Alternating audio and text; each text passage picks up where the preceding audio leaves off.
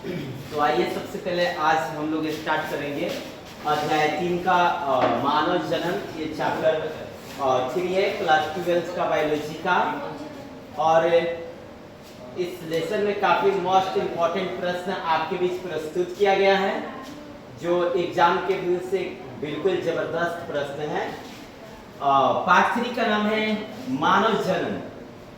मानव जन्म चैप्टर का ये मोस्ट इंपॉर्टेंट क्वेश्चन होगा इस चैप्टर में, जिसके अंतर्गत आप लोगों को काफी बेहतरीन प्रश्नों को देखने को मिलेगा और साथ ही साथ ये प्रश्न अपने आप में बहुत ही जबरदस्त होंगे जो एग्जाम के व्यू से काफी मोस्ट इंपॉर्टेंट होंगे। तो आइए सबसे पहले हम शुरू करते हैं फर्स्ट प्रश्न को। ध्यान से देखना है सभी प्रश्नों को और ये प्रश्न क्या कहता है हम इसको समझेंगे। यहाँ पे तो एनसीईआर की पुस्तक का ये सबसे बेस्ट क्वेश्चन में से एक प्रश्न है। आइए शुरू करते हैं। पहला क्वेश्चन, रिक्त स्थानों की पूर्ति करें। खाली स्थान है, इसको हमको भरना है। ये जो खाली स्थान है, इन खाली स्थानों को हमें भरना है। आइए हम इसको भरने की कोशिश करते हैं। पहला है मानव डैश डैश उत्पत्ति वाला है। आपको बताना है कि मानव जो है वो ऑप्शन के हिसाब से अलैंगिक जनन से उत्पन्न हुआ है कि लैंगिक जनन से। और फिर नेक्स्ट क्वेश्चन है मानव डैश डैश है, मतलब मानव डैश डैश है, यानी कि ऑप्शन के हिसाब से देख करके अपने आंसर का उत्तर देना है। अंड प्रजक है कि सजीव प्रजक है कि अंडज जरायुज है। आपके पास 3 ऑप्शन है और इन 3 ऑप्शन में एक ऑप्शन सही है जो इसमें भरना है। मानव में डैश डैश निषेचन होता है। मानव में बाहरी निषेचन होता है कि आंतरिक निषेचन होता है, इसमें हमें भरना है। और साथ ही साथ नेक्स्ट क्वेश्चन, नर एवं मादा युग्मक डैश डैश होते हैं। नर और मादा युग्मक अगुणित होते हैं कि द्विगुणित। इस प्रश्न में आपको दिया गया है कि नर और मादा युग्मक डैश डैश होते हैं। इन 2 ऑप्शनों में से आपको इसमें भरना है। नेक्स्ट, युग्मनज डैश डैश होते हैं, तो ऑप्शन के हिसाब से युग्मनज अगुणित होते हैं कि द्विगुणित, वो बताना है। अगला क्वेश्चन, एक परिपक्व पुटक से अंडाणु को मोचित होने की प्रक्रिया को क्या कहते हैं। और एक परिपक्व पुटक से अंडाणु के मोचित होने की प्रक्रिया को डैश डैश कहते हैं, उसको आपको बताना है। और अंडोत्सर्ग डैश डैश नामक हार्मोन द्वारा प्रेरित होता है। यहाँ पे भरना है कि यहाँ पे क्या उपयुक्त होगा। नर और स्त्री के बोला है, नर एवं स्त्री के युग्मक के संलयन को डैश डैश कहते हैं। यहाँ पर नर और स्त्री जो होते हैं, जब इनके युग्मकों का संलयन होता है तो ये डैश डैश कहलाते हैं, ये आपको बताना है। और नेक्स्ट क्वेश्चन, निषेचन डैश डैश में संपन्न होता है, मतलब निषेचन किसमें संपन्न होता है ये आपको बताना है। और युग्मनज विभक्त होकर के डैश डैश की रचना करते हैं जो गर्भाशय में अंतरोपित होते हैं, मतलब युग्मनज विभक्त होकर के यानी कि अलग होकर के किसकी रचना करते हैं ये आपको बताना है। और लास्ट है यहाँ पे ये भ्रूण और गर्भाशय के बीच संवहनी संपर्क बनाने वाली संरचना को डैश डैश कहते हैं। उसका आंसर आपको देना है कि भ्रूण और गर्भाशय के बीच जो संवहनी संपर्क होता है उससे बनने वाली संरचना को क्या कहते हैं। तो आइए इन प्रश्नों को हम जानने का प्रयास करेंगे। इस खाली स्थान को हम भरेंगे काफी जबरदस्त तरीके से समझ करके। तो पहला प्रश्न आपके बीच उपस्थित था, मानव डैश डैश की उत्पत्ति वाला है, यानी कि मानव जो है, पहला का आंसर यहाँ पे है, मानव जो है लैंगिक उत्पत्ति वाला है, मतलब मानव सेक्सुअल रिप्रोडक्शन के द्वारा उत्पन्न हुआ है। यानी कि मानव की उत्पत्ति में नर युग्मक और मादा युग्मक, नर युग्मक यानी शुक्राणु और मादा युग्मक यानी अंडाणु, ये दोनों संलयन करके युग्मनज का निर्माण करते हैं और उन युग्मनज के फलस्वरूप भ्रूण की उत्पत्ति होती है। काफी जबरदस्त तरीके से इस आंसर को हमने लगाया और देखा कि मानव डैश डैश की उत्पत्ति वाला है, तो यानी कि मानव लैंगिक उत्पत्ति वाला है, मतलब मानव जो है लैंगिक जनन के फलस्वरूप उत्पन्न हुआ है। नेक्स्ट क्वेश्चन, मानव डैश डैश है, यानी कि अंड प्रजक है, मतलब मानव की उत्पत्ति अंडा से होता है कि सजीव प्रजक मतलब शिशु के रूप में होता है, या फिर अंडज जरायुज के द्वारा होता है। तो आइए जानते हैं मानव की उत्पत्ति किसके द्वारा होता है। तो मानव सजीव प्रजक है। सजीव प्रजक का मतलब होता है जो शिशु की उत्पत्ति करता है उसे सजीव प्रजक कहते हैं, और जो अंडे की उत्पत्ति करता है उसे अंड प्रजक कहते हैं। यानी कि मानव सजीव प्रजक है, यानी कि शिशु के माध्यम से हम लोग शिशु के रूप में उत्पन्न हुए, हम लोग अंडे के माध्यम से उत्पन्न नहीं हुए। इस तरह से हम कह सकते हैं मानव सजीव प्रजक है। नेक्स्ट क्वेश्चन, मानव में डैश डैश निषेचन होता है। मानव में बाहरी निषेचन होता है कि आंतरिक निषेचन, ये काफी इंपॉर्टेंट है। मानव में आंतरिक निषेचन होता है, मानव में आंतरिक निषेचन होता है। आप लोग हमसे पूछेंगे सर आपको कैसे पता? मानव में आंतरिक निषेचन इसलिए होता है क्योंकि माँ के गर्भाशय के अंदर शिशु की उत्पत्ति होती है, न कि बाहर। तो आप कह सकते हैं कि मानव में आंतरिक निषेचन होता है। आगे लिखा है नर एवं मादा युग्मक डैश डैश होते हैं, यानी कि नर युग्मक और मादा युग्मक, नर युग्मक जिसे शुक्राणु कहते हैं और मादा युग्मक जिसे अंडाणु कहते हैं, ये डैश डैश होते हैं। ये नर युग्मक और मादा युग्मक द्विगुणित होते हैं कि अगुणित होते हैं, इसका हमें आंसर देना है। तो ये देखना है कि ये घ नंबर क्या कहता है, उसके हिसाब से उसके आंसर को देखते हैं। नर एवं मादा युग्मक अगुणित होते हैं। अगुणित का मतलब होता है अभी वो संलयन नहीं किए हैं, यानी कि नर युग्मक शुक्राणु जो है अभी वो अलग है, मादा युग्मक जो अंडाणु है अभी वो अलग है, और वही जब मिल जाएगा तो बनाएगा युग्मनज, बनाएगा जाइगोट, तब वो द्विगुणित हो जाएगा। लेकिन स्पेशलिस्ट के माध्यम से जब पूछेगा कि नर युग्मक क्या होते हैं तो आप कहोगे अगुणित, मादा युग्मक क्या होते हैं तो आप कहोगे अगुणित। लेकिन जब नर युग्मक और मादा युग्मक संलयन कर जाएंगे यानी युग्मनज का निर्माण कर जाएंगे तो आप कहोगे कि सर वे द्विगुणित होते हैं। आइए देखते हैं नेक्स्ट क्वेश्चन क्या है। युग्मनज डैश डैश होते हैं, युग्मनज अगुणित होते हैं कि द्विगुणित, ये आपको बताना है। युग्मनज अगुणित नहीं होते, युग्मनज को हम लोग जाइगोट कहते हैं। युग्मनज में नर युग्मक शुक्राणु और मादा युग्मक अंडाणु, उन दोनों का संलयन हुआ होता है, जिसमें नर युग्मक शुक्राणु और मादा युग्मक अंडाणु इन दोनों का संलयन हुआ हो वो युग्मनज कहलाता है, और युग्मनज द्विगुणित होता है। देखते हैं इसका आंसर क्या कहता है।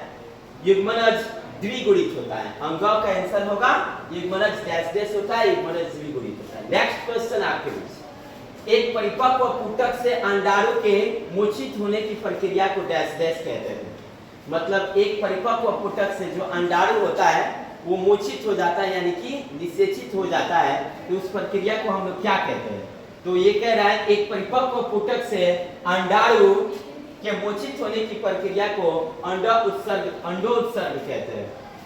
एक परिपक्व पुटक से, पुटक वह भाग है जिसमें अंडाणु जो होते हैं वो बनते हैं, अंडाणुओं का निर्माण होता है पुटक में, और ना तो ये कहता है ना कि ये कहता है एक परिपक्व पुटक से अंडाणु के मोचित होने की प्रक्रिया को क्या कहते हैं, यानी अंडाणु को निकलने की प्रक्रिया को क्या कहते हैं? तो अंडोत्सर्ग कहते हैं। अंडोत्सर्ग किसे कहते हैं आपसे पूछा जा सकता है, अंडोत्सर्ग किसे कहते हैं? तो एक परिपक्व पुटक से अंडाणु को मोचित होने की प्रक्रिया को अंडोत्सर्ग कहते हैं। एक डिफिनेशन भी बन जाता है यहाँ पे कि अंडोत्सर्ग क्या है। अंडोत्सर्ग क्या है, यानी कि अंडोत्सर्ग में क्या होता है, इसको कहने से पता चल रहा है कि अंडो उत्सर्ग मतलब अंडों का निकलना, अंडोत्सर्ग माने अंडों का निकलना। तो अंडोत्सर्ग क्या है? तो एक परिपक्व पुटक से अंडाणु को मोचित होने की प्रक्रिया को अंडोत्सर्ग कहते हैं। यहाँ पे नेक्स्ट क्वेश्चन यहाँ पे है, अंडोत्सर्ग डैश डैश नामक हार्मोन द्वारा प्रेरित होता है। यहाँ पे अंडोत्सर्ग जो होता है वो किस प्रकार के हार्मोन द्वारा प्रेरित होता है? मतलब जो अंडाणु होते हैं वे एक परिपक्व पुटक से किस हार्मोन के द्वारा मोचित होते हैं? कौन ऐसा हार्मोन है जो अंडाणु को प्रेरित करता है उससे परिपक्व पुटक से निकलने के लिए? देखते हैं यहाँ पे उस हार्मोन का नाम क्या है, ध्यान से लिखना है। अंडोत्सर्ग यहाँ पे लिखता है, यहाँ पे आपको लिखना है, यहाँ पे ध्यान से, अंडोत्सर्ग ल्यूटेनाइजिंग एक हार्मोन है ल्यूटिनाइजिन ऑन्डोर्सर डैश नामक हार्मोन द्वारा प्रेरित होता है। किस हार्मोन द्वारा प्रेरित होता है? ल्यूटिनाइजिन हार्मोन। ऑन्डोर्सर जो होता है ल्यूटिनाइजिन नामक हार्मोन द्वारा प्रेरित होता है। नेक्स्ट, नर एवं स्त्री के युग्मक के संलयन को डैश डैश कहते हैं। मतलब कहता है नर एवं स्त्री के युग्मकों को, नर युग्मक को और स्त्री के युग्मक को संलयन होने को क्या कहते हैं? तो आप बता सकते हो कि नर एवं स्त्री के युग्मकों को संलयन होने को हम निषेचन कहते हैं। जब नर युग्मक और मादा युग्मक का संलयन होता है तो यह क्रिया फर्टिलाइजेशन यानी कि निषेचन कहलाती है। निषेचन क्या है? जिसमें नर युग्मक और मादा युग्मक का संलयन होता है वही क्या कहलाता है? निषेचन। नेक्स्ट क्वेश्चन आपके बीच ये है, निषेचन डैश डैश में संपन्न होता है। निषेचन की क्रिया किसमें संपन्न होती है?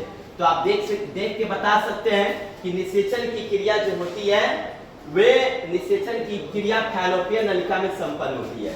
निषेचन की क्रिया फैलोपियन नलिका में संपन्न होती है। फैलोपियन नलिका एक ऐसी नलिका है और फैलोपियन ट्यूब इसको कहते हैं। फैलोपियन नलिका एक ऐसी नलिका है जिसमें मादा युग्मक अंडाणु को नर युग्मक शुक्राणु निषेचित करता है, फर्टिलाइजेशन करता है।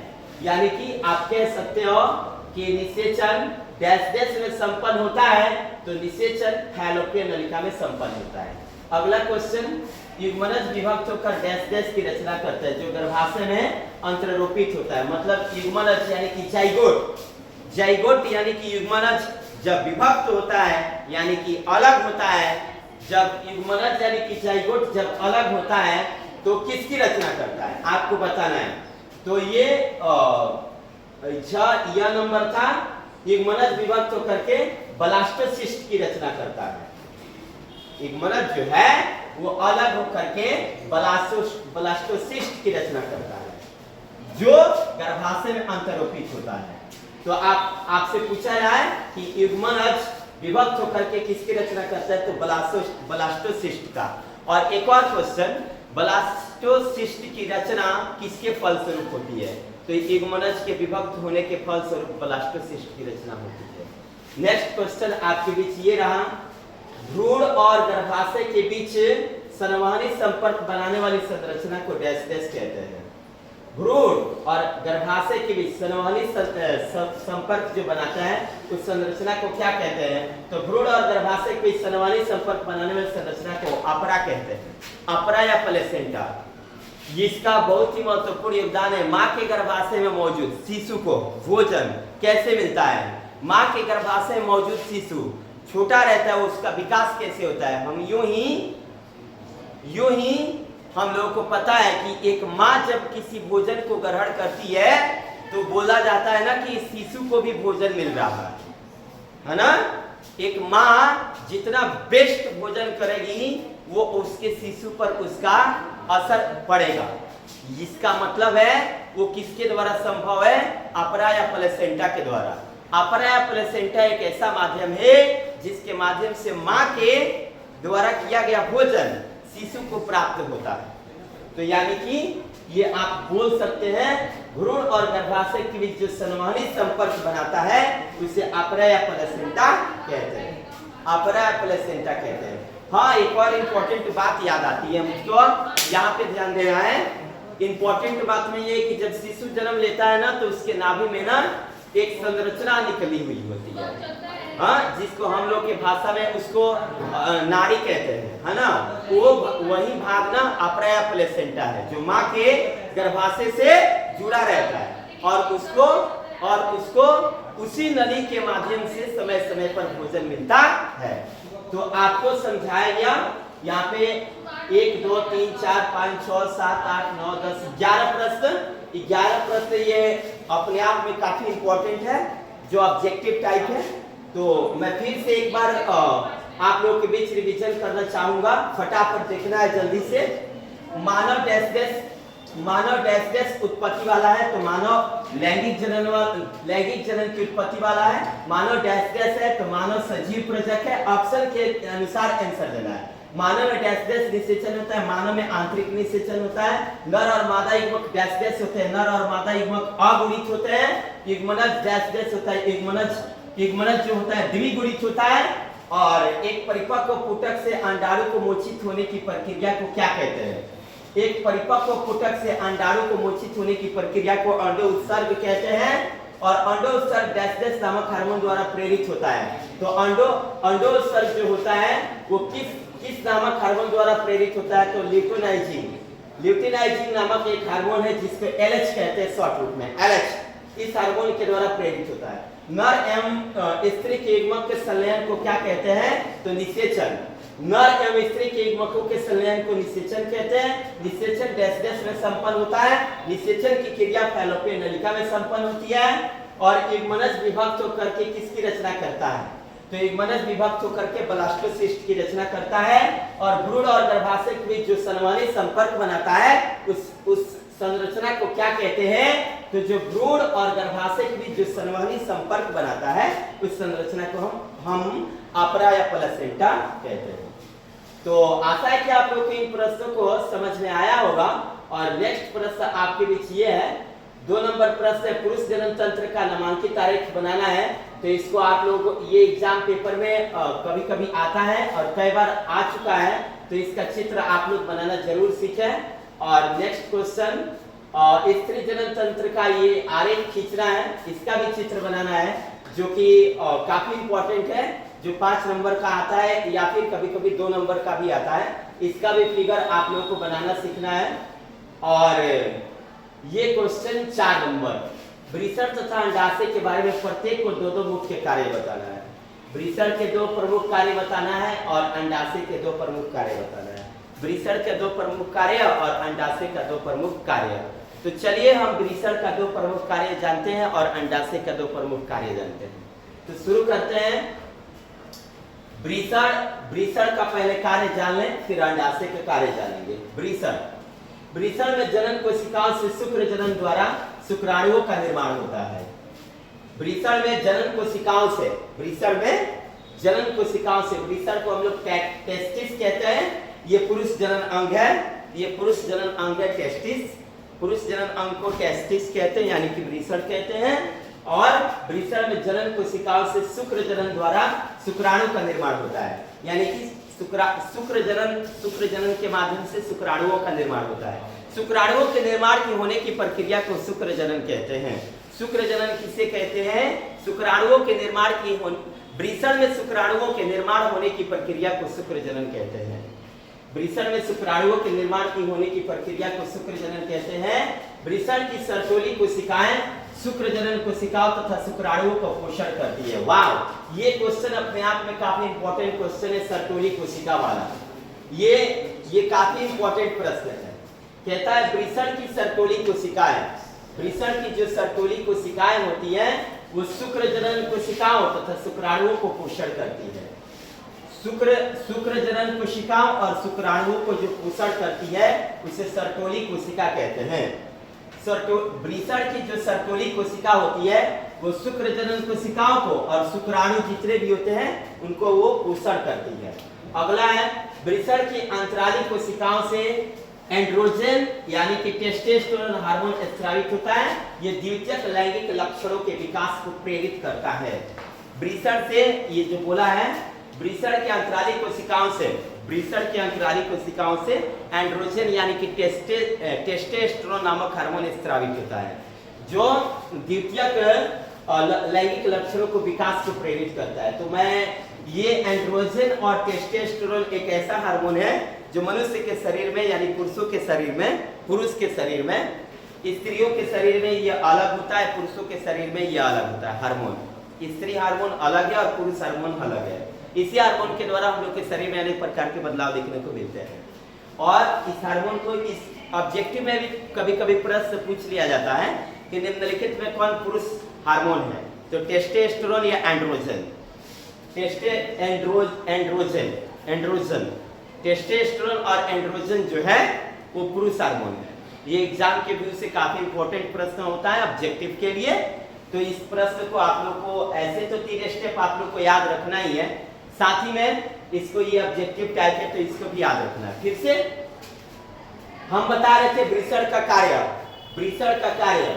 तो आप जाने कि वृषण में जो जनन कोशिकाएं होती हैं, वृषण में जो जनन कोशिकाएं होती है शुक्र जनन द्वारा शुक्राणुओं का निर्माण होता है ना।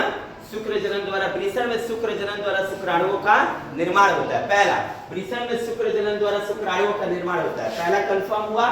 दूसरा, वृषण की सर्टोली कोशिकाएं जो होती हैं शुक्र जनन कोशिकाओं को और शुक्राणुओं को क्या करती है, पोषण करती है। सर्टोली की कोशिकाएं जो होती है, सर्टोली कोशिकाएं, वृषण की सर्टोली कोशिकाएं शुक्र जनन कोशिकाएं और शुक्राणुओं का पोषण करती है। और तीसरा, वृषण की जो अंतराली कोशिकाएं होती हैं वो वृषण की अंतराली कोशिकाएं एंड्रोजन या टेस्टोस्टेरोन नामक हार्मोन का स्रावण करती हैं। और ये जो टेस्टोस्टेरोन है ये द्वितीयक लैंगिक लक्षणों के विकास के लिए प्रेरित करता है। द्वितीयक लैंगिक लक्षण के लिए कौन सा हार्मोन प्रेरित करता है, तो आप बोलेंगे कि एंड्रोजन या टेस्टोस्टेरोन। कौन ऐसा हार्मोन है जो द्वितीयक लैंगिक लक्षण को प्रेरित करता है? कौन ऐसा हार्मोन है जो द्वितीयक लैंगिक लक्षण को प्रेरित करता है? तो एंड्रोजन या टेस्टोस्टेरोन। नेक्स्ट क्वेश्चन आपके लिखिए, उसी में का ये अंडाशय का कार्य है। अब जानेंगे आप अंडाशय के कार्य को। अंडाशय का क्या कार्य है? What is work of ovary, मतलब अंडाशय का कार्य देखना है। अंडाशय की जनन कोशिकाओं से अंड जनन द्वारा अंडाणुओं का निर्माण होता है। वाह, जैसे उसमें क्या था, क्या नाम है, वृषण में, इसमें देखना, इसमें क्या था, वृषण में जनन कोशिकाओं से शुक्र जनन द्वारा शुक्राणुओं का निर्माण होता है। इसमें अंडाशय की जनन कोशिकाओं से, इसमें वृषण की जनन कोशिकाओं से और इसमें अंडाशय की जनन कोशिकाओं से। वृषण की जनन कोशिकाओं से शुक्र जनन द्वारा शुक्राणु का निर्माण होता है और अंडाशय की जनन कोशिकाओं से अंड जनन द्वारा अंडाणुओं का निर्माण होता है। तो अंड जनन द्वारा अंडाणुओं का निर्माण होता है, शुक्र जनन द्वारा शुक्राणुओं का निर्माण होता है। ऐसे आप अंतर स्पष्ट करके भी मस्त ढंग से याद कर सकते हैं। शुक्र जनन द्वारा शुक्राणुओं का निर्माण होता है और अंड जनन द्वारा अंडाणुओं का निर्माण होता है। दूसरा, अंडाशय की ग्राफियन पुटिका से एस्ट्रोजन हार्मोन स्रावित होता है जो स्त्रियों में द्वितीयक लैंगिक लक्षण को प्रेरित करता है। पुरुषों में द्वितीयक लैंगिक लक्षण को प्रेरित करने वाला हार्मोन एंड्रोजन या टेस्टोस्टेरोन, और इसमें स्त्रियों का जो हार्मोन है उसका नाम है एस्ट्रोजन। इसमें एस्ट्रोजन हार्मोन है और पुरुषों में एंड्रोजन हार्मोन है ना। इसको कंफर्म याद रखना है। पुरुषों में वो हार्मोन क्या कहलाता है जो द्वितीयक लैंगिक लक्षण को प्रेरित करता है? तो पुरुषों में वो हार्मोन का नाम है एंड्रोजन या टेस्टोस्टेरोन, और स्त्रियों में वो हार्मोन क्या कहलाता है जो द्वितीयक लैंगिक लक्षण को प्रेरित करता है? तो उसका नाम है क्या कहते हैं, एस्ट्रोजन। इसमें एंड्रोजन का हो गया, इसमें ड्रॉ है और इसमें ट्रॉ है। अंतर ये है, ये एंड्रोजन हार्मोन पुरुषों में बनता है जो द्वितीयक लैंगिक लक्षण के लिए उत्तरदायी है और स्त्रियों में एस्ट्रोजन हार्मोन बनता है जो द्वितीयक लैंगिक लक्षण के लिए उत्तरदायी है। आगे कहता है अंडाशय में बनी संरचना कॉपर्स ल्यूटियम से स्रावित प्रोजेस्टेरोन हार्मोन गर्भाशय में निषेचित अंडाणु को स्थापित करने में सहायक है। यहाँ पे अंडाशय में बनी संरचना कॉपर्स ल्यूटियम से स्रावित प्रोजेस्टेरोन। अच्छा, प्रोजेस्टेरोन हम लोगों में टेस्टोस्टेरोन, इसमें प्रोजेस्टेरोन। यहाँ पे देखना है। इसमें तीसरा क्या कहता है, वृषण की अंतराली कोशिकाओं से एंड्रोजन या टेस्टोस्टेरोन हार्मोन स्रावित होता है। और ये क्या कहता है, अंडाशय में बनी संरचना कॉपर्स ल्यूटियम, अंडाशय में एक संरचना बनी होती है जिस संरचना को कॉपर्स ल्यूटियम कहते हैं। कॉपर्स ल्यूटियम से कौन सा हार्मोन स्रावित होता है? तो प्रोजेस्टेरोन। प्रोजेस्टेरोन जो हार्मोन है वो कॉपर्स ल्यूटियम से स्रावित होता है जो गर्भाशय में निषेचित अंडाणु को स्थापित करने में सहायक होता है। जो निषेचित अंडाणु शुक्राणु द्वारा जो अंडाणु निषेचित हो गया होता है, पुरुष का शुक्राणु जब मादा के अंडाणु को निषेचित कर देता है तो उसको अगर कोई सुरक्षित रखता है तो वो है प्रोजेस्टेरोन हार्मोन, जो कि प्रोजेस्टेरोन हार्मोन है जो गर्भाशय में निषेचित अंडाणु को स्थापित करने में सहायक होता है। मां के गर्भाशय में जो अंडाणु निषेचित हुए होते हैं उसको स्थापित करने में कौन सहायक है, तो आप कह सकते हो प्रोजेस्टेरोन। चलिए एक बार इन प्रश्नों को एक बार हम रिवीजन कर देते हैं ताकि ये अच्छे ढंग से आप लोग के दिमाग पर बैठ जाए। चलिए, तो क्वेश्चन नंबर 4 था वृषण तथा अंडाशय के बारे में दो प्रमुख कार्यों का वर्णन करना। इसमें दो बोला गया था, आपके बीच प्रस्तुत किया गया 3, ताकि आप एक भूल जाओ तो दूसरों का सहायता ले सको। तो आइए शुरू करते हैं इस वृषण के कार्य को और उसके बाद अंडाशय के कार्य को। तो सबसे पहले आप जानेंगे वृषण के कार्य को। तो वृषण जो है ये पुरुष जनन अंग है, जिसमें पुरुष जनन अंग है जिसमें शुक्र जनन के द्वारा शुक्राणुओं का निर्माण होता है और साथ ही साथ इसमें जो सर्टोली कोशिका होती है उन शुक्र जनन कोशिकाओं को और शुक्राणुओं को पोषण करती है। और इतना ही नहीं, क्या नाम है, वृषण की अंतराली कोशिकाएं होती हैं, वे एक बहुत ही महत्वपूर्ण हार्मोन जिसको हम एंड्रोजन हार्मोन या टेस्टोस्टेरोन हार्मोन कहते हैं, जो द्वितीयक लैंगिक लक्षणों को प्रेरित करने में सहायक होती है। तो ये 3 कार्य हुआ जो वृषण का कार्य था। और आगे आपको बताना है अंडाशय का कार्य। तो अंडाशय के कार्य में आप क्या बताएंगे? अंडाशय मादा जनन अंग है, अंडाशय मादा जनन अंग है जिसको इंग्लिश में हम लोग ओवरी कहते हैं। और इसमें अंड जनन द्वारा अंडाणुओं का निर्माण होता है, अंड जनन द्वारा अंडाणुओं का निर्माण होता है। और इसमें जो होता है यहाँ पे अंडाशय की ग्राफीन पुटिका से एक बहुत ही महत्वपूर्ण हार्मोन स्रावित होता है, एस्ट्रोजन हार्मोन। पुरुषों में 1 हार्मोन होता है और स्त्रियों में 2 हार्मोन होता है। हम लोगों के शरीर में, पुरुषों के शरीर में 1 हार्मोन होता है और स्त्रियों के शरीर में 2 हार्मोन होता है ना। यहाँ पे अंडाशय की ग्राफीन पुटिका से एस्ट्रोजन हार्मोन स्रावित होता है जो द्वितीयक लैंगिक लक्षण को प्रेरित करता है। और अंडाशय से बनी संरचना कॉपर्स ल्यूटियम। एक तो ऑब्जेक्टिव पेपर में क्वेश्चन आता है कि अंडाशय में बनी संरचना कॉपर्स ल्यूटियम से कौन सा हार्मोन स्रावित होता है, तो प्रोजेस्टेरोन। याद रखना है, कॉपर्स ल्यूटियम से स्रावित होने वाला hormone corpus luteum, corpus luteum से स्रावित होने वाला हार्मोन प्रोजेस्टेरोन। कॉपर्स ल्यूटियम से स्रावित होने वाला हार्मोन कौन है? प्रोजेस्टेरोन। कॉपर्स ल्यूटियम से स्रावित होने वाला हार्मोन कौन है? प्रोजेस्टेरोन। कॉपर्स ल्यूटियम से स्रावित होने वाला हार्मोन कौन है? प्रोजेस्टेरोन। और ये हार्मोन जो है, ये जो निषेचित अंडाणु होता है उसको मां के गर्भाशय में स्थापित करने का कार्य करता है। प्रोजेस्टेरोन एक ऐसा हार्मोन है जो मां के गर्भाशय में जो अंडाणु निषेचित हुए होते हैं उनको मां के गर्भाशय में स्थापित करने का कार्य करता है। आशा है कि आप लोग को ये प्रश्न समझ में आया होगा और आपके बीच प्रस्तुत किया जाएगा अब क्वेश्चन नंबर 5। और क्वेश्चन नंबर 5 यहाँ पे आप देख सकते हैं। क्वेश्चन नंबर 5 बहुत ही मस्त क्वेश्चन है, जबरदस्त क्वेश्चन है। क्वेश्चन ये है कि शुक्रजनक नलिका की संरचना का वर्णन करना है। जो शुक्रजनक नलिका है उसकी संरचना को आपको क्या करना है?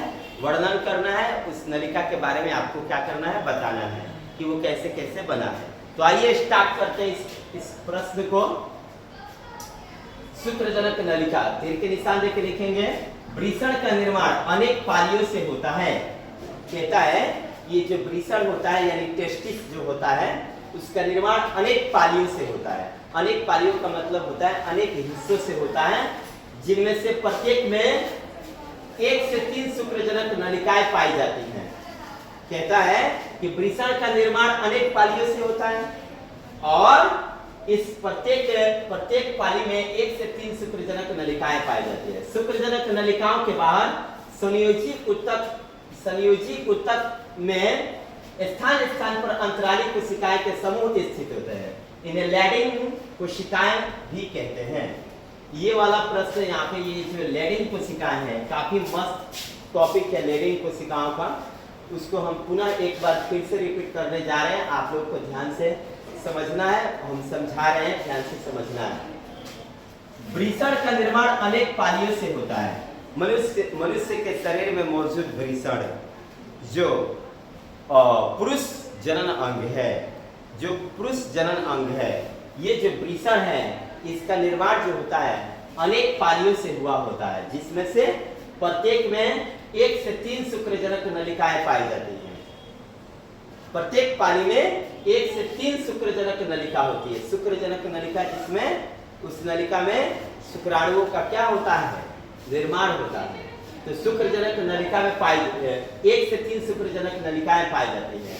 शुक्रजनक नलिकाओं के बाहर स्वनिजी ऊतक में स्थान स्थान पर अंतराली कोशिकाएं समूह में स्थित होती हैं।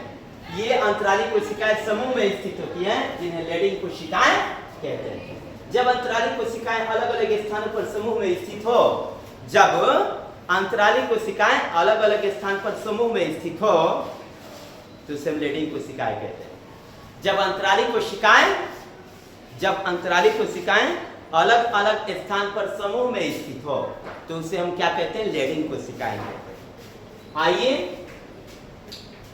कहता है इनसे स्रावित नर हार्मोन के कारण द्वितीयक लैंगिक लक्षण विकसित होता है। ये जो क्या नाम है, अंतराली कोशिकाएं हैं, इन्हीं के द्वारा नर हार्मोन जिसे हम एंड्रोजन कहते हैं, यानी कि टेस्टोस्टेरोन कहते हैं, वही द्वितीयक लैंगिक लक्षण के लिए उत्तरदायी होता है। द्वितीयक लैंगिक लक्षण के लिए उत्तरदायी होने वाला हार्मोन पुरुषों में कौन है? तो आपका आंसर होगा टेस्टोस्टेरोन या एंड्रोजन, जो किससे स्रावित होता है, अंतराली कोशिकाओं के, वृषण की अंतराली कोशिकाएं होती हैं, उससे स्रावित होता है। आगे क्या कहता है, प्रत्येक शुक्रजनक नलिका पतली एवं कुंडलित होती है। जितनी भी शुक्रजनक नलिका होती है, शुक्रजनक नलिका की आकृति कैसी होती है, पतली और कुंडलित। इसके भीतरी परत को जनन एपिथेलियम कहते हैं। शुक्रजनक नलिका के भीतरी परत को हम क्या कहते हैं, और जनन एपिथेलियम का निर्माण मुख्य रूप से जनन कोशिकाओं से होता है। ये जो जनन एपिथेलियम का निर्माण है वो जनन कोशिकाओं से होता है। इसके बीच में स्थान स्थान पर सर्टोली कोशिकाएं पाई जाती हैं, और ये जनन कोशिकाओं से शुक्र जनन द्वारा शुक्राणुओं का निर्माण होता है। कहता है कि जनन कोशिकाओं से शुक्र जनन द्वारा शुक्राणुओं का निर्माण होता है, मतलब शुक्र जनन द्वारा शुक्राणुओं का निर्माण होता है। शुक्राणुओं के निर्माण की प्रक्रिया को शुक्र जनन कहते हैं, है ना। शुक्र जनन द्वारा किसका निर्माण होता है, तो शुक्राणुओं का। शुक्राणु सर्टोली कोशिकाओं से पोषक पदार्थों को ऑक्सीजन प्राप्त करती है। क्वेश्चन है कि शुक्राणु जो है वो किस कोशिका के माध्यम से अपना पोषक पदार्थ और ऑक्सीजन प्राप्त करती है। मनुष्य के शरीर में मौजूद स्पर्म जब पुरुष के शरीर में होता है, जिसे हम शुक्राणु कहते हैं, ये शुक्राणु, ये स्पर्म, ये जो शुक्राणु होते हैं, ये इनको कौन ऐसा पदार्थ है, कौन ऐसा भाग है जो पोषण देता है, तो सर्टोली कोशिका है, जो उसको ऑक्सीजन भी देती है और पोषक पदार्थ भी देती है। यानी कि सर्टोली कोशिकाओं के माध्यम से शुक्राणु जो होता है वो पोषक पदार्थों को और ऑक्सीजन को प्राप्त करता है। उस कोशिका का नाम क्या है, सर्टोली कोशिका। सर्टोली कोशिका के माध्यम से जो शुक्राणु होते हैं वे क्या क्या प्राप्त करते हैं, सर्टोली कोशिका के माध्यम से शुक्राणु पोषक पदार्थों को और ऑक्सीजन को प्राप्त करते हैं। ये सारे टॉपिक को समझते हुए मैं पुनः एक बार और इस टॉपिक को समझाऊंगा। और शुक्राणु जो है उसके ये शुक्रजनक नलिकाओं में जो अनुप्रस्थ काट होता है, मतलब उसका आंतरिक हिस्सा जो होता है, वो हिस्सा यहाँ पे दर्शाया गया है। ये एग्जाम पेपर में कई बार पूछा जा चुका है इस प्रश्न को। ये जो क्वेश्चन एग्जाम पेपर में आता है कि यहाँ पे हम दिखा रहे हैं, क्वेश्चन ये है, क्वेश्चन किस टाइप से आता है, ध्यान से लिखना है।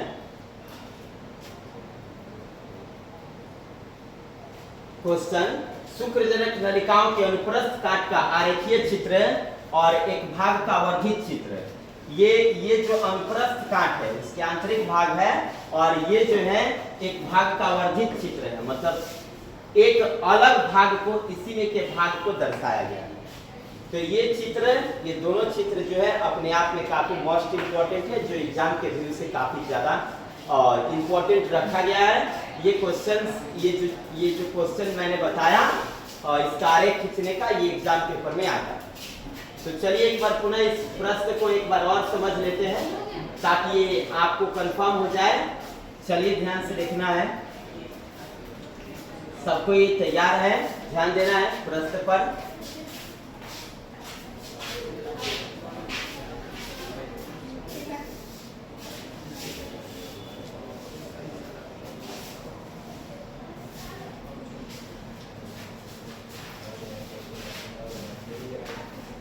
क्वेश्चन था शुक्रजनक नलिका की संरचना का वर्णन करें। तो शुक्रजनक नलिका की जो संरचना थी, उसका आंतरिक भाग था, स्ट्रक्चर था, उसका आपको डिटेल से न था एक्सप्लेन करना था। आइए जानते वो क्या था। तो मैंने बताया कि शुक्रजनक नलिका जो होता है उसमें सबसे पहले शुक्रजनक नलिका के पहले वृषण का निर्माण होता है और वृषण अनेक पालियों के द्वारा बना हुआ होता है। वृषण जो है वो अनेक पालियों के माध्यम से बना हुआ है, जिसमें से प्रत्येक में 1 से 3 शुक्रजनक नलिकाएं पाई जाती हैं। इसमें से प्रत्येक में 1 से 3 शुक्रजनक नलिकाएं पाई जाती हैं। और शुक्रजनक नलिकाओं के बाहर संयोजी ऊतक के हर एक स्थान पर संयोजी ऊतक में हर एक स्थान पर अंतराली कोशिकाएं होती हैं और ये अंतराली कोशिकाएं समूह में स्थित होती हैं, इसलिए इन्हें लैडिंग कोशिकाएं भी कहा जाता है। अंतराली कोशिकाएं को हम लोग क्या कहते हैं? लैडिंग कोशिकाएं। लैडिंग कोशिकाएं क्या है? तो जब अंतराली कोशिकाएं अलग अलग स्थानों पर समूह में मौजूद हो तो उसे हम लैडिंग कोशिकाएं कहते हैं।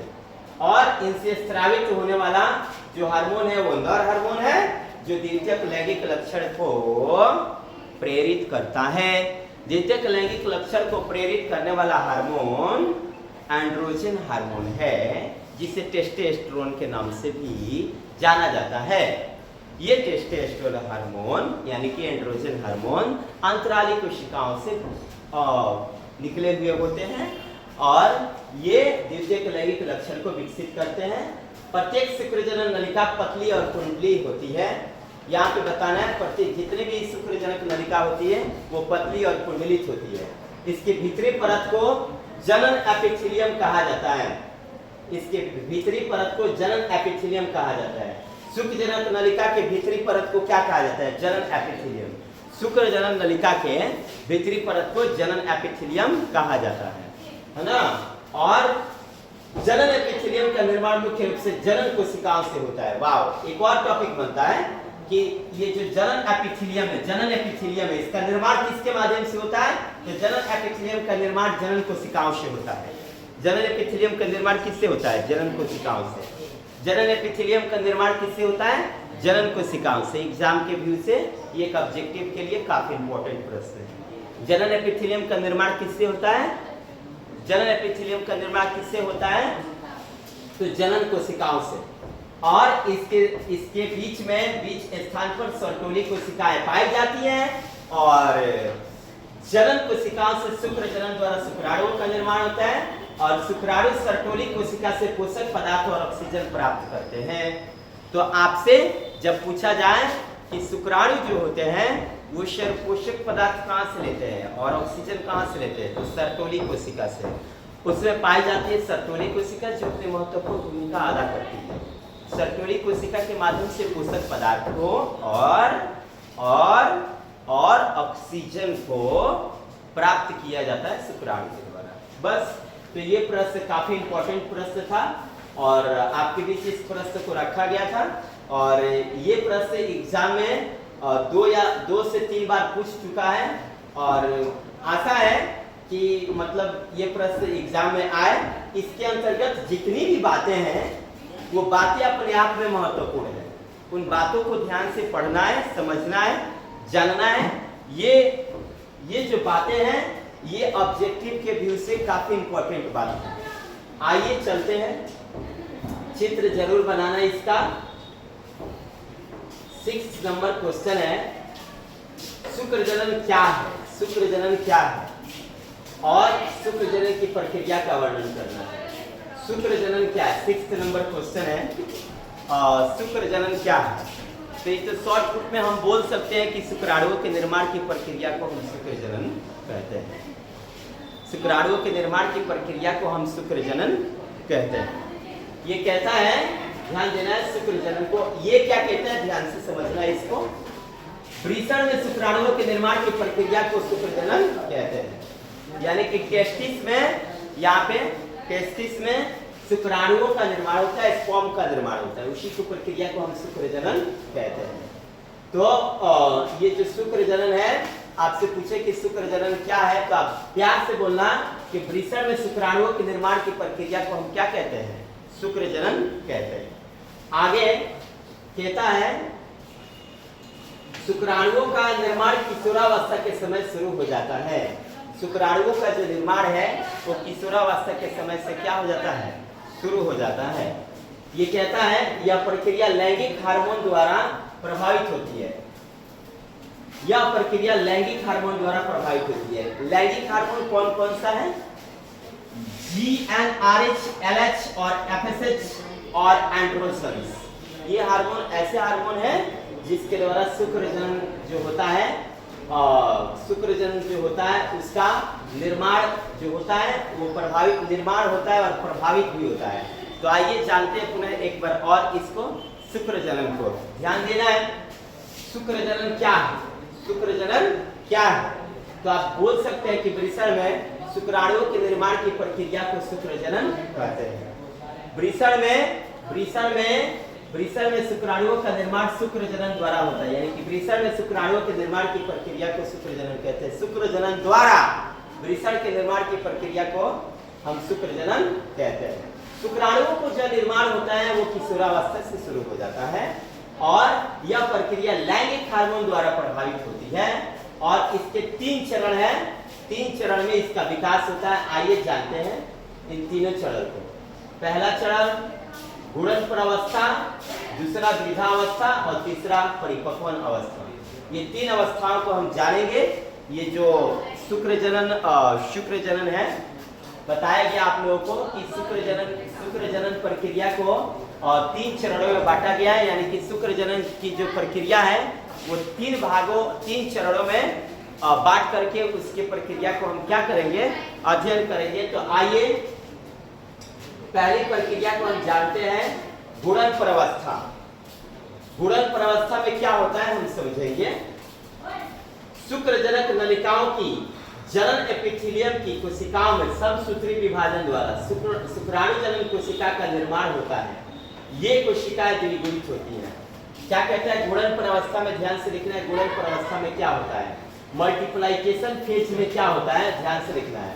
मल्टीप्लाइकेशन फेज में क्या होता है, कहता है ना कि शुक्रजनक नलिकाओं की, जो शुक्रजनक नलिका होती है, शुक्रजनक नलिकाओं की जनन एपिथेलियम की कोशिकाओं में, शुक्रजनक नलिकाओं की जनन एपिथेलियम की कोशिकाओं में समसूत्री विभाजन द्वारा शुक्राणु जनन कोशिका का निर्माण होता है।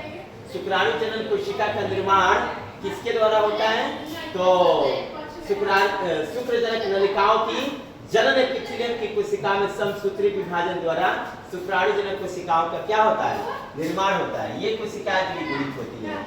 मतलब शुक्राणु जनन कोशिकाएं क्या होती है, द्विगुणित होती हैं। शुक्राणु जनन कोशिकाएं द्विगुणित होती हैं। शुक्राणु जनन कोशिकाएं जो होती हैं वे द्विगुणित होती हैं। शुक्राणु जनन कोशिकाएं द्विगुणित होती हैं। इस बात को याद रखना है। वृद्धा प्रवस्था में क्या होता है, यहाँ पे देखना है। ग्रोथ फेज में ध्यान से, शुक्राणु जनन कोशिकाओं में पोषक पदार्थों को संचित होने से कोशिकाओं के आकार में वृद्धि होती है। ध्यान देना है, इंपॉर्टेंट बात है। शुक्राणु जनन कोशिकाओं में पोषक पदार्थों के संचित होने से, जो पोषक पदार्थ सर्टोरी कोशिका देता है, सर्टोरी कोशिका जो होता है वो पोषक पदार्थ को देता है और ऑक्सीजन को देता है। तो उससे ना कोशिकाओं के आकार में क्या हो जाती है, वृद्धि हो जाती है। इन कोशिकाओं को प्राथमिक सर्मेटोसाइटस कहा जाता है और ये परिपक्वन प्रवस्था है। इस प्रवस्था में क्या होता है देखना है। ये प्रवस्था थोड़ी सी तो ये जो लॉन्ग है, तो इस प्रवस्था को ज्यादा से ज्यादा मात्रा में समझना होगा। तो प्राथमिक ये जो सर्मेटोसाइटस में अर्धसूत्री विभाजन होता है। प्राथमिक ये जो सर्पेटोमेटोसाइटस है इसमें अर्धसूत्री विभाजन होता है। अर्धसूत्री प्राथमिक विभाजन के फलस्वरूप द्वितीयक स्पर्मेटोसाइटस का या द्वितीयक शुक्राणु कोशिका बनाती है। मतलब यहाँ पे ये जो भाग था वृद्धि प्रावस्था में क्या था, ग्रोथ फेज में क्या था कि ग्रोथ फेज में ना ग्रोथ फेज में पोषक पदार्थ को सर्टोली कोशिका ने जमा करके रखा था, संचित करके रखा था, है ना। जब सर्टोली कोशिकाएं जमा करके पोषक पदार्थों को रखी थी तो उसके फलस्वरूप कोशिकाओं का क्या हुआ था, विकास हुआ था। वो जब कोशिकाएं विकास की थी तो ये जो अवस्था थी, इन कोशिकाओं को हमने कहा प्राथमिक ये जो प्राथमिक भाग है, इस प्राथमिक स्पर्मोसाइटस कहते हैं इसको, प्राथमिक स्पर्मोसाइटस, जिसे प्राथमिक शुक्राणु चलन कहते हैं। आगे, और ये है परिपक्वन प्रावस्था। परिपक्वन प्रावस्था में क्या होता है, प्राथमिक स्पर्मोसाइटस जो होता है वो अर्धसूत्री विभाजन होता है उसमें, और अर्धसूत्री प्राथमिक विभाजन के फलस्वरूप द्वितीयक स्पर्मोसाइटस या द्वितीयक शुक्राणु कोशिका बनती है। ये प्राथमिक शुक्राणु कोशिका कैसे बनती है आपसे पूछा जाए, प्राथमिक शुक्राणु कोशिका कैसे बनती है, यानी कि प्राइमरी स्पर्मोसाइटस कैसे बनता है, प्राइमरी स्पर्मोसाइटस कैसे बनता है। तो जब सर्टोली कोशिकाएं भोजन को क्या करके रखती है, संचित करके रखती है, तो जो कोशिकाएं होती हैं वो क्या करने लगती हैं, विकास करती हैं, वृद्धि करती हैं, तो वो उसके फलस्वरूप प्राइमरी स्पर्मोसाइटस बनता है, यानी कि प्राथमिक शुक्राणु कोशिकाएं बनती हैं। और द्वितीयक शुक्राणु कोशिकाएं कैसे बनती हैं, द्वितीयक शुक्राणु कोशिकाएं कैसे बनती हैं, तो प्राथमिक शुक्राणु कोशिकाओं में क्या होता है, अर्धसूत्री विभाजन होता है, और प्राथमिक शुक्राणु कोशिकाओं में जब अर्धसूत्री विभाजन होता है तो अर्धसूत्री प्रथम विभाजन के फलस्वरूप द्वितीयक शुक्राणु कोशिकाएं का निर्माण होता है। ये अगुणित होती है, द्वितीयक शुक्राणु कोशिकाएं क्या होती हैं, अगुणित। और ऊपर भी एक टॉपिक था कि ये जो शुक्राणु जन कोशिकाएं होती हैं वो द्विगुणित होती हैं, और ये जो प्राथमिक द्वितीयक शुक्राणु कोशिकाएं हैं ये अगुणित होता है। द्वितीयक शुक्राणु कोशिकाएं जो होती है वो क्या होती हैं, अगुणित होती हैं। द्वितीयक शुक्राणु कोशिकाएं द्वितीयक अर्धसूत्री विभाजन के फलस्वरूप अगुणित शुक्राणु पूर्व कोशिका या स्पर्मोटिडस बनाती है। इस प्रकार एक प्राथमिक स्पर्मोटोसाइट से 4 स्पर्मिडस बनते हैं। इस प्रकार से ये 4 भाग बनते हैं, और शुक्राणु का यांत्रण या शुक्राणु जनन द्वारा अचल स्पर्मोटिड से चल शुक्राणु बनता है। चल शुक्राणु सर्टोली कोशिका में अंतः स्थापित हो जाते हैं, समय समय पर शुक्राणु मुक्त होकर के शुक्रवाहिनी में पहुंचते हैं, और शुक्राणुओं को सर्टोली कोशिका से शुक्र जनन लेखाओं की गुहा में मुक्त होना स्पर्मिएशन कहलाता है। इस प्रक्रिया को हम स्पर्मिएशन कहते हैं, और इसको फिर से एक बार हम समझते हैं चित्र के माध्यम से हम समझेंगे कि क्या क्या इसमें होता है। देखना है, पहली प्रावस्था गुणन प्रावस्था है, पहली प्रावस्था गुणन प्रावस्था है, ध्यान से लिखना है। पहले ये द्विगुणित होगा, और ये वाला जो है इसको हम लोग कहते हैं शुक्राणु जनन कोशिका। ये जो होती है द्विगुणित होती है, और जब ये गुणित करती हैं तो ये 2 भाग बनाती हैं, गुणन करती है तो 2 द्विगुणित होती है, द्विगुणित से ये भाग विकसित होकर के अगुणित रहता है। अगुणित के फलस्वरूप ये अलग अलग हो जाते हैं। पहले ये द्विगुणित प्रावस्था से अगुणित प्रावस्था में, और अगुणित प्रावस्था में जब इसमें अर्धसूत्री विभाजन होता है तो ये अर्धसूत्री विभाजन के फलस्वरूप अलग अलग होकर के अलग अलग भाग का निर्माण करती है। मतलब अगुणित से अगुणित का निर्माण, अगुणित से अगुणित का निर्माण होता है। तो इस प्रकार से ये समय समय पर शरीर से बाहर निकलते हैं। तो फिर से एक बार हम इसको समझेंगे, शुक्र जनन क्या है, और इसको संक्षेप में वर्णन करेंगे, अपने शब्दों में मैं बताऊंगा, ध्यान देना है। शुक्र जनन क्या है, शुक्र जनन क्या है, शुक्र जनन क्या है, तो वृषण में शुक्राणुओं के निर्माण की प्रक्रिया को शुक्र जनन कहते हैं। ये प्रक्रिया किशोरावस्था से शुरू हो जाती है। ये 3 भागों में बटी हुई है। पहला गुणन की प्रावस्था, दूसरा जो है वो वृद्धि प्रवस्था, तीसरा जो है परिपक्वन प्रवस्था। तो हम गुणन की प्रवस्था को जानेंगे, इसमें क्या होता है गुणन की प्रवस्था में। तो गुणन की प्रवस्था में ना जो जनन एपिथेलियम की कोशिकाएं होती हैं उससे समसूत्री विभाजन होता है, और समसूत्री विभाजन के फलस्वरूप जो होता है ये समसूत्री विभाजन हुआ है। यहाँ पे समसूत्री विभाजन में मतलब समान कोशिकाएं प्राप्त हुई हैं, तो ये समसूत्री विभाजन होता है। और शुक्राणु जनन कोशिकाएं जो होती हैं उसका निर्माण होता है, और शुक्राणु जनन कोशिकाएं जब बनती हैं तो ये जो द्विगुणित होती है, शुक्राणु जनन कोशिकाएं जो होती है ये द्विगुणित होती है। मतलब समसूत्री विभाजन के फलस्वरूप किसकी समसूत्री विभाजन होता है, शुक्रजनक नलिकाओं का समसूत्री विभाजन होता है। तो ये समसूत्री विभाजन होता है तो समान दो भाग प्राप्त होते हैं जो द्विगुणित होते हैं, द्विगुणित होते हैं। ये द्विगुणित है, द्विगुणित है। 2x का मतलब होता है द्विगुणित। अब वृद्धि प्रवस्था में क्या होता है कि शुक्राणु जनन कोशिकाओं में पोषक पदार्थ संचित होता है सर्तोली कोशिका के माध्यम से, और वो विकास करके प्राथमिक शुक्राणु जनन कोशिका बनाती है, विकास करती हैं। तो प्राथमिक यहाँ पे आप देख सकते हैं, प्राथमिक शुक्राणु कोशिका बनाती है, यहाँ पे ध्यान देना है। और उसके बाद लास्ट अवस्था इसकी आती है परिपक्वन की प्रवस्था। परिपक्वन की प्रवस्था मतलब वो शरीर से आप बाहर निकलने के बारे में तैयार होगा। यहाँ पे तो प्राथमिक यहाँ पे प्राथमिक शुक्राणु कोशिका में अर्धसूत्री विभाजन होता है, और अर्धसूत्री प्राथमिक विभाजन के फलस्वरूप ना आपका द्वितीयक शुक्राणु कोशिकाएं बनती है। और ये द्वितीयक शुक्राणु कोशिकाएं जो होती हैं ये क्या होती हैं, अगुणित होती हैं।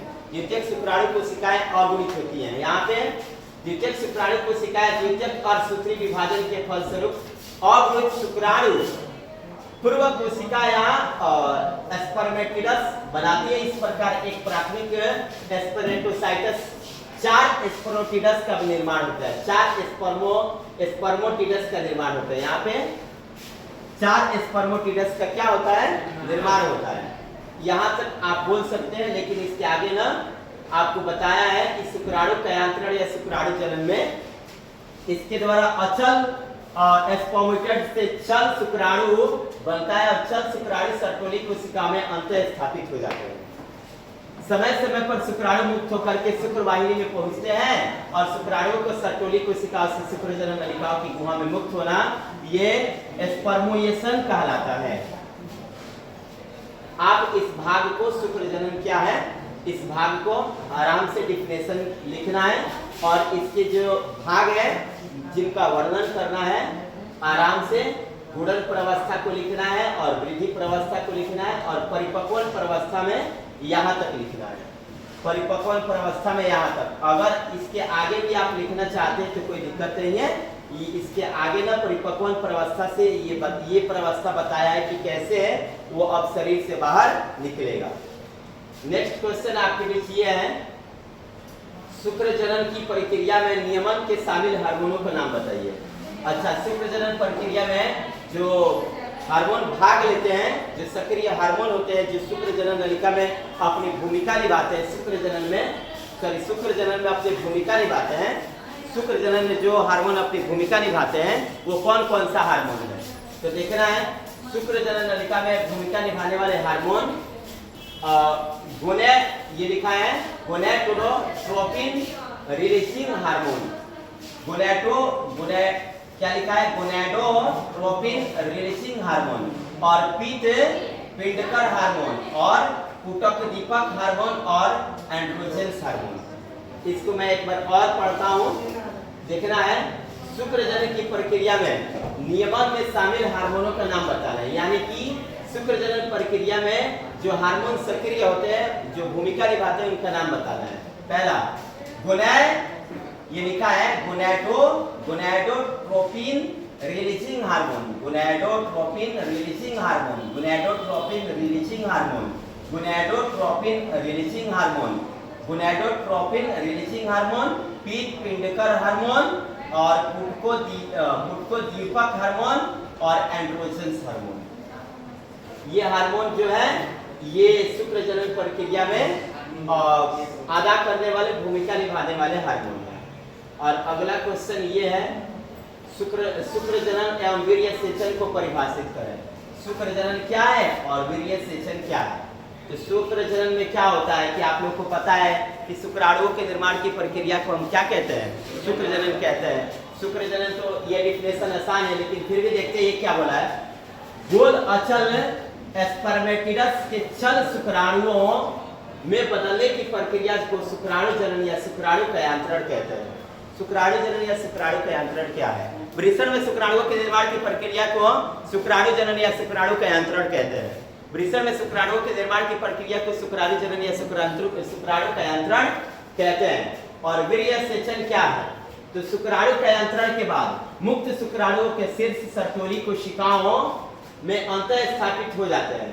शुक्र जनन नलिकाओं के स्तर से शुक्राणुओं की उनकी गुहा में मूर्छित होने की प्रक्रिया को वीर्य सेचन कहते हैं। वीर्य सेचन की परिभाषा हम यहाँ से लेकर के यहाँ तक लिख सकते हैं। कैसे देखना है?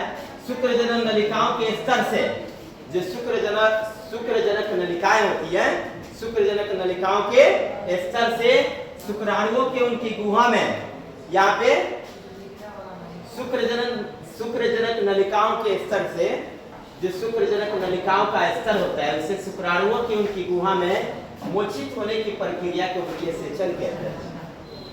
यानी कि जब शुक्राणु क्या होते हैं? मूर्छित होते हैं। शुक्र नलिकाओं के स्तर से क्या होते हैं? शुक्राणुओं का उनकी गुहा में क्या होती है? मूर्छित होती है। तो मूर्छित होने की प्रक्रिया को क्या कहते हैं? वीर्य सेचन कहते हैं। फिर से शुक्रजनक नलिकाओं के स्तर से शुक्राणुओं के उनकी गुहा में, शुक्राणुओं की उनकी गुहा में, शुक्रजनक नलिकाओं के स्तर से शुक्राणुओं की उनकी गुहा में मूर्छित होने की प्रक्रिया को हम क्या कहते हैं? वीर्य सेचन कहते हैं। और शुक्राणु का ये आरेख खींचना है। ये फिगर भी अपने आप में अच्छा फिगर है जो एग्जाम के लिए काफी इंपॉर्टेंट है। कई बार इसका भी फिगर एग्जाम में पूछ चुका है। शुक्राणु का नामांकित आरेख खींचे। ये शुक्राणु का ऊपरी भाग है और ये मध्य भाग है और ये इसका पूंछ है। और शुक्राणु 3 भाग में बटा होता है। और सबसे पहला भाग, दूसरा भाग और तीसरा भाग। और इस भाग में माइटोकॉन्ड्रिया होता है जो शुक्राणु को एनर्जी प्रदान करता है। और ये ऊपरी भाग इसका सिर कहलाता है और ये इसका अंतिम भाग पूंछ कहलाता है। तो ये बहुत ही इंपॉर्टेंट है, सबको इसको बनाने सीखना है। इसके भागों का नाम भी जानना है ताकि आप एग्जाम में बेस्ट कर सको। लास्ट क्वेश्चन एक मैं और बताऊंगा, 10 नंबर क्वेश्चन। शुक्रिया प्रद्रव्य के प्रमुख संगठक क्या है? शुक्रिया प्रद्रव्य यानी कि सेमिनल प्लाज्मा के प्रमुख संगठक क्या है? तो शुक्रिया प्रद्रव्य में फ्रक्टोज और प्रोस्टाग्लैंडिन्स और कैल्शियम तथा एंजाइम होता है। शुक्रिया प्रद्रव्य में मतलब जो शुक्राणु होता है उस शुक्राणु में कौन कौन सा द्रव्य संगठक मौजूद होता है, कौन कौन से द्रव्य उसमें मौजूद होते हैं, उनका नाम बताना है। तो शुक्रिया प्रद्रव्य में फ्रक्टोज और प्रोस्टाग्लैंडिन्स और कैल्शियम और एंजाइम होते हैं। फिर से फ्रक्टोज होता है, प्रोस्टाग्लैंडिन्स होता है और कैल्शियम होता है और एंजाइम होते हैं। शुक्रिया प्रद्रव्य में कौन कौन से संगठक होते हैं? शुक्रिया प्रद्रव्य में कौन कौन से संगठक होते हैं? शुक्रिया प्रद्रव्य में फ्रक्टोज होता है और प्रोस्टाग्लैंडिन्स होता है और कैल्शियम होता है और एंजाइम होता है। इस तरह से ये शुक्रिया प्रद्रव्य के प्रमुख संगठक है और जो शुक्रिया प्रद्रव्य में पाए जाते हैं। और उसको ये अलग अलग मतलब पदार्थों के मिलने से इसकी जो संरचना होती है वो द्रव के समान हो जाती है, एक द्रव्य के समान हो जाती है। और बाकी का ये जो अन्य प्रश्न है ये आपको कल नेक्स्ट वीडियो में आपको देखने को मिलेगा। और आज के लिए बस इतना ही काफी। आप लोगों को ये 10 प्रश्नों को काफी अच्छे ढंग से वीडियो को आप लोगों को मतलब पीछे बैक कर करके अगर नहीं समझ में आए तो बैक कर करके समझ लेना है और जान लेना है। बस आज के लिए इतना ही काफी है।